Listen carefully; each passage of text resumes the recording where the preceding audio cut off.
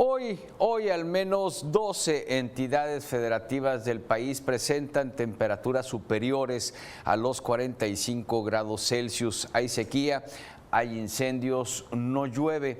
En muchas zonas donde habitualmente es temporada de lluvias, el agua simplemente no llega. Autoridades y ciudadanos, ¿estamos preparados para este calor tan extremo? Es la pregunta de hoy que propongo a nuestro director editorial Raúl Frías Lucio y a mi compañero analista de Mega Noticias Víctor Hugo Hernández. Caballeros, el tema sobre la mesa y el espacio es todo suyo. Muy buen fin de semana. Buenas tardes. Gracias, Eduardo. Igualmente, Víctor, ¿cómo estás? Quiero saludarte. Qué calor, ¿eh? Igual, Raúl. Qué calor en diferentes puntos de la República. A ver, a veces nos pensamos y creemos que estamos en el peor de los días de las temperaturas altas. Sin embargo, revisando los hechos históricos, datos históricos, hemos tenido temperaturas realmente altas en algunos puntos del país, gracias a la diversidad que tenemos de este gran país, que es un gran mosaico, Víctor, y que siempre hemos hablado de él, sí, en donde tenemos pues zonas de 10,000 kilómetros de costa, que tenemos también, nuestro país es extenso y cubre desde luego también espacios en los diferentes, digamos, cercanías al trópico y diferentes alturas, ¿sí? Por ejemplo, la Sierra de Chihuahua, que normalmente cada año, tú la conoces muy bien, sí, pues tiene temperaturas por abajo de los 25 grados bajo cero, ¿sí? Temperaturas extremas realmente en frío, pero también hemos tenido a través de la historia temperaturas muy altas. La más alta registrada en este país es San Luis Río Colorado, en Sonora, que registró 58.5 grados, esto el 16 de julio, hace ya varios años, en 1966, ¿sí? O sea, a ver, tenemos temperaturas muy, muy extremas.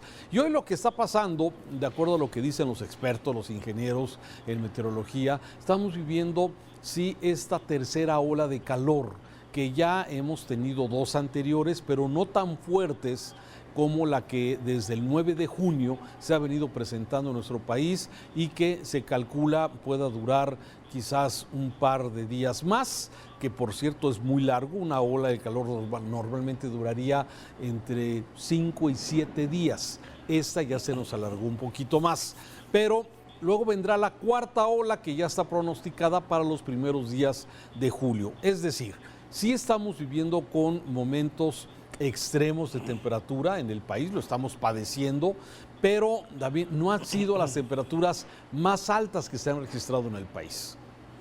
No, no han sido las más altas, pero sí son temperaturas que deben de preocuparnos, sí, Raúl, porque si ya lo vemos en la perspectiva del tiempo y la distancia, este planeta cada vez se calienta más. Los efectos de todo el daño que le hemos hecho al medio ambiente, a nuestro clima, está comenzando a afectarnos, como es un hecho también que los polos cada vez están perdiendo más su densidad y su consistencia, y todo eso termina de alguna manera reflejándose en un país como el nuestro, que como tú bien dices, se caracteriza por una diversidad geográfica y orográfica de manera extraordinaria, que podríamos resumir un sureste que casi siempre tiene grandes dotaciones de agua. La naturaleza ha sido generosa con esta región, que no está exenta de problemas, y con un centro norte del país que incluso llega hasta los Estados Unidos, el sur de los Estados Unidos, que se caracteriza por una región desértica y sumamente calurosas. Lo cierto es que hay que hacerse la idea de que las altas temperaturas llegaron para quedarse, al menos en los siguientes años, y que no podemos estar atenidos a la buena suerte de nuestro destino para saber si la lluvia llega a aparecer para calmar la sed y la sequía de muchas partes. Y en esto me lleva a la reflexión. Estamos viviendo en este momento, por lo menos entre mayo y junio, 90 incendios forestales de diferente dimensión en todo el país. 70 se consideran activos en este momento. Coahuila incluso ya está viviendo un primer incendio forestal que es bastante preocupante y que nos remite a lo que hemos vivido en años anteriores. No queda más que reflexionar, Raúl, e insistir en que las autoridades deben de poner particular atención a organismos que han descuidado. La Conagua, a la que se le han quitado recursos, esta otra dirección de forestal, forestal, que es la responsable de cuidar nuestros bosques, que también ha sido disminuida y castigada drásticamente y que ahora no cuenta con la infraestructura para eso, o Semarnat también, que tiene sus áreas de protección al medio ambiente. Creo que ahí estamos pagando ahora las consecuencias de haberle quitado recursos. Te menciono 3 de las que me queda constancia, se les han limitado los recursos. Sí, tienes toda la razón. La CONAFOR mencionabas, entre otras, que es precisamente se le han reducido los presupuestos. Pero, a ver, tienes toda la razón en que independientemente de los cambios y que de la propia naturaleza, el cambio climático que estamos padeciendo y que lo estamos padeciendo en México concretamente con estas grandes islas de calor que hemos generado a través de pavimentación, a través de urbanizar y acabar digamos, con estas filtraciones naturales, y estamos padeciendo estas islas de calor que son muy fuertes. Pero no solamente esto que atinadamente lo has mencionado, el poder de alguna forma tratar de contrarrestar a través de presupuesto suficiente a la CONAFOR para combatir los incendios forestales, a través de recursos suficientes a la CONAGUA para cuidar las cuencas hidrológicas de este país, que no estén contaminadas, poder de alguna forma proteger, y no simplemente la explotación, como muchas veces vemos que viene con la explotación de pozos profundos y cosas de este tipo. Yo también haría otra observación que me parece interesante, y sobre todo ante estas altas temperaturas. Algunas regiones del país, Víctor, que han utilizado para tratar de mitigar en algo este calor, los aires acondicionados. Sí, que hoy afortunadamente ya trabajan con un gas que no contamina, que eso fue durante muchos años, tú te acordarás, era realmente contaminante el gas que se utilizaba para lograr enfriar el aire acondicionado. Pero, sin embargo, déjame decirte, sí, pues aquí en el occidente del país, donde ya mucha gente hemos tenido que acudir a este tema de el aire acondicionado, no hay ningún tipo de subsidio, como existe en otras partes del país, que ante las altas temperaturas se considera una tarifa preferencial durante un tiempo determinado para poder subsidiar en algo el consumo, el alto consumo que se genera por el aire acondicionado. Y realmente hay muchas otras zonas del país, y puedo incluir el occidente, puedo incluir Colima, Nayarit, Jalisco, parte del estado de Guanajuato y quizás otras zonas. Desconozco el caso de Coahuila, pero sí sé que en Sinaloa y en Sonora sí gozan, y Baja California especialmente, durante algunos meses, durante algunas semanas del año, sí, tienen de una tarifa preferencial. En algunos casos, Raúl, hay que también separar, ¿verdad? Porque en muchas partes lo que opera es el aire lavado, como ocurre aquí en Coahuila, que es el que más se utiliza, y en otras partes es el aire acondicionado, el aire frío como tal. Pero para efectos prácticos, Raúl, también hay que ser honestos.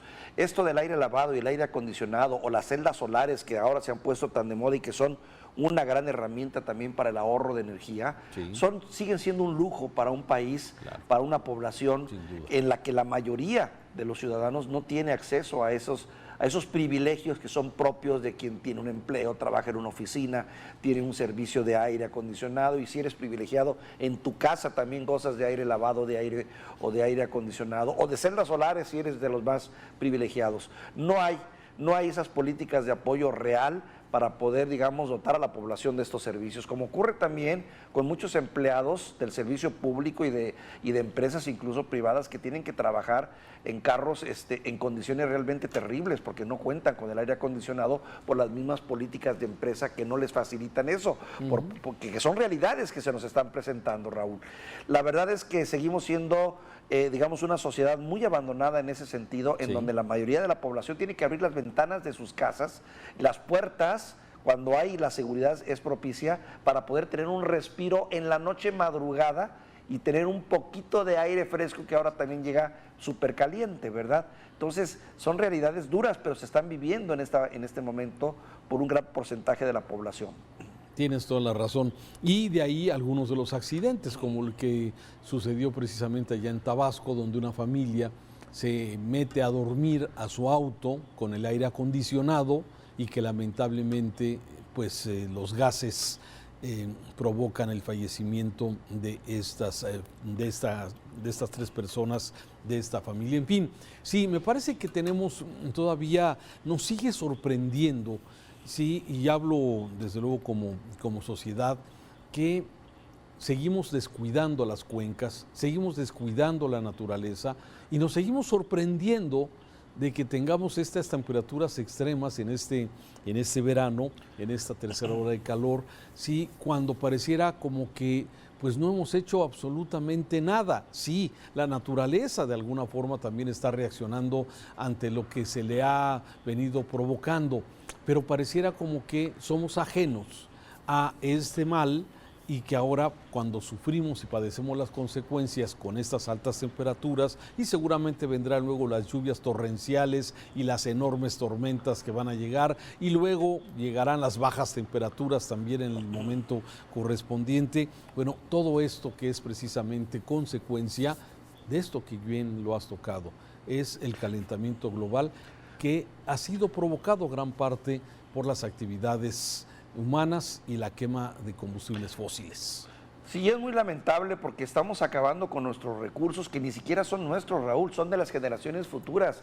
Es impresionante, a estas alturas debería de haber políticas mucho más enérgicas y severas para evitar que nuestras zonas boscosas, nuestras zonas que todavía están arboladas, le estén dando paso a esas invasiones que se hacen por luego grupos que se van asentando y también por esos grupos también de intereses privilegiados que terminan construyendo edificios, condominios y en fin, yéndose siempre sobre la naturaleza. Claro, los venden a precio de oro y te venden la idea de que vas a vivir en un entorno de naturaleza y de medio ambiente sano, sin darse cuenta que cada edificio, cada construcción, cada avenida que se hace, cada tiro de pavimento que se construye es un paso más para el desastre ambiental que tenemos en este país. Esa es la realidad, Raúl. Sí, hay que ser mucho más enérgicos y exigentes, claro, en ese sentido. Y déjame abonar un poco más, ¿no? Porque además ha habido en los últimos años hay una violación, desde luego, hay aparte de los programas de desarrollo urbano que no contemplan esos equilibrios de áreas verdes, que haya recursos suficientes, que haya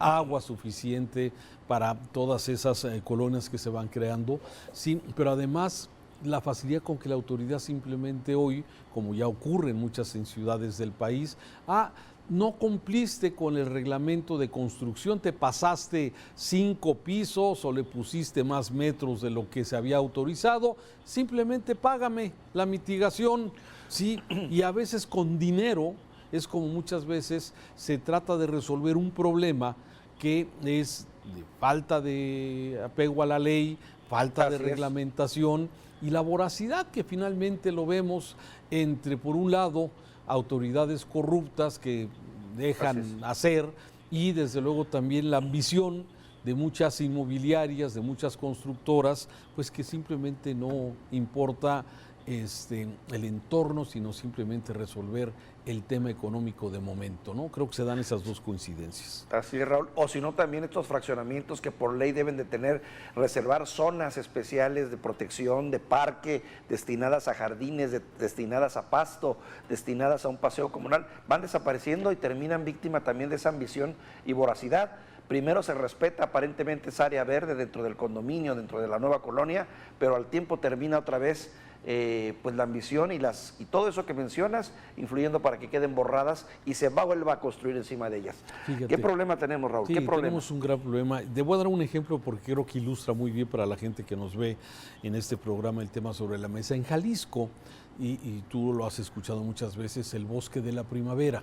El Bosque de la Primavera es un área, sí, natural, una zona boscosa, sí, que tenía y que tiene afortunadamente todavía grandes extensiones, pero que se ha quedado en medio ya del desarrollo urbano de la zona metropolitana de Guadalajara y de otras zonas. Déjame darte un dato nada más para ver el tamaño de cómo esta ambición, cómo la falta de orden y de autoridades seguramente corruptas que lo permitieron, esta área que tenía 90,000 hectáreas, ¿sí? Hoy tiene solamente 30,000 hectáreas, ¿sí? ¿Qué pasó? decretos y decretos de decisiones de autoridades federales, de autoridades estatales, que le fueron reduciendo ese anillo de protección que era precisamente al bosque de la primavera, ¿sí? Se fueron permitiendo primero pequeñas construcciones, luego ya le quitaron, digamos, la parte y empezaron a hacer fraccionamientos, empezaron a hacer negocios, empezaron a hacer un estadio de fútbol gigantesco, en fin, y empiezas a comerte poco a poco esas hectáreas al grado que se le ha quitado, pues por lo menos ha quedado 2/3 partes de este bosque de la primavera, se han perdido con los años. Esto no ha sido de la noche a la mañana, sino se va de alguna forma comiendo, carcomiendo con los años. Hoy el bosque de la primavera, que es un factor fundamental para la humedad, para el clima en la zona metropolitana de Guadalajara y sus alrededores, hay dos componentes, el lago de Chapala y el bosque de la primavera, ¿sí? Dos elementos que han sido agredidos fuertemente, ¿sí? Por las mismas necesidades y la ambición, como ya hemos mencionado, y esto ha ido generando que ese bosque y ese lago tan importante para el clima, para la humedad, ¿sí? Pues se vaya acabando. Y así esto se repite en todas las entidades del país. Exacto, Raúl. ¿Cuántas fortunas, fortunas no estarán hechas al amparo de este abuso y de estos contubernios entre empresarios y entre políticos, que son los que luego ceden y dan los permisos? Y es cierto, es algo que se repite prácticamente a lo largo y ancho del país, en todas esas municipios, estados, donde hay zonas verdes privilegiadas que terminan cediendo a los intereses de los constructores y de los inversionistas. Lamentable, Raúl, es una situación real, pero ahí está, uno de nuestros grandes problemas. Por lo menos que tengamos claro por qué tenemos estas altas temperaturas, desde luego, además de que la naturaleza también reacciona. Así es que, bueno, ahí están las cosas. Vámonos, ya es viernes, que te sea leve la temperatura, que la pases bien, y vamos a invitar a nuestra audiencia a escuchar este podcast a través de las plataformas que usted ya conoce, Spotify entre ellas, Prime Music, en fin, para que usted pueda ver los temas que seguimos tratando en este podcast.